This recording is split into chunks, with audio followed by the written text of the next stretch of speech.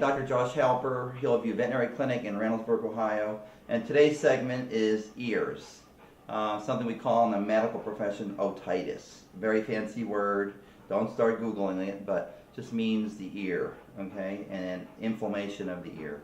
Okay, what we're going to do with Tessa, Tessa's a perfect specimen because she's a Labrador. Tessa's actually 8 years old, but since puppyhood, Tessa's always had dirty ears. And so you can take your dog's ear flap and actually lift it, and it should be nice and pink. For 8 years old, Tessa's hair color around her ears is slightly discolored, which is normal. But Tessa's always had dirty ears. Yes, you have. And this is a model of the ear that actually shows the healthy ear canal. This is the tip of the dog's ear, and this is called the pinna or the ear flap. And you and I can hold that up and look down inside, and you're going to see right about here. This is about what you and I can see with the naked eye. You see how nice, there's nice little hair here, and the ear here is showing white, but it should be nice and pink, and you should see a nice clean canal right about here. And this is showing the extent of what happens when a dog can get an ear infection. But the normal anatomy showing, here's the upper or external ear canal,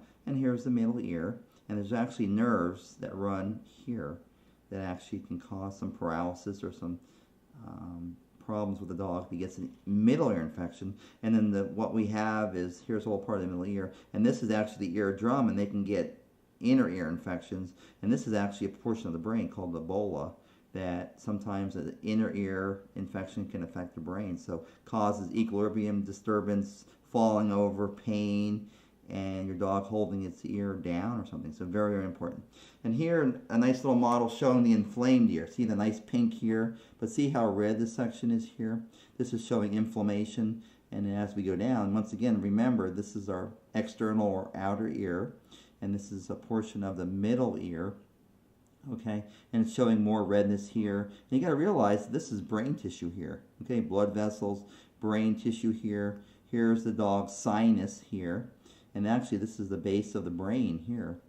Okay, so you got to be careful. There's a hop, skip, and a jump, and then if there's a problem here, and this is our little eardrum, if the eardrum becomes ruptured, we can get infection into the actual portion of the brain stem that can cause some serious damage, can cause some serious pain, inflammation, and equilibrium imbalance. So okay, so grab yourself a little Q-tip, and then if you raise the ear flap and you get this really nasty odor, that means infection. Okay, very important to call us and seek veterinary care and instruction because it needs to be taken care of professionally. I'm going to take a little swab of Tessa's ear, and then Tessa's ears are dirty, and then we get a lot of debris. And not necessarily an infection. This is just something we call ceruminous or just waxy buildup. Tessa needs her ears clean, but for this segment, I wanted to leave them like it so I can show you.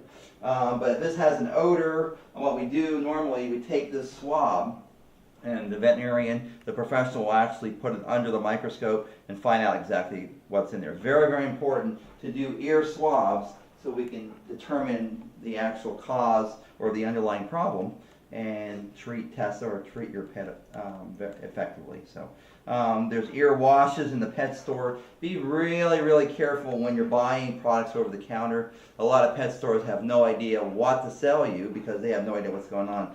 99% of ear washes, ear cleansers in pet stores are full of alcohol. And just in case Tessa's ear was inflamed and red and infected, and I would use an alcohol-based ear cleanser, it would burn and Tessa would be in the next state, and you'll never be able to touch your ears again. The alcohol will cause irritation, it'll swell the ear shut and cause a lot of pain. So we have cleansers that are made for routine cleansing and also cleansing of the inflamed or dirty ear. So very, very important. Be careful what you buy over the counter. Most pet stores have no idea what to sell you, and sometimes you'll get yourself in more trouble than you want.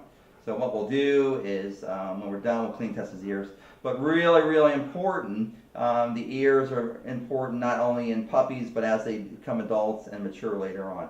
A lot of times, the older dog will lose its hearing after they become senior. A senior pet is considered 7 years or older. So, just be careful. If you have questions, you think your pet is having an ear concern, or you have odor, or maybe hearing loss, definitely call us or call your veterinary professionals so we can check them out. Once again, Tessa and Dr. Josh Halper, Hillview Veterinary Clinic, Reynoldsburg, Ohio.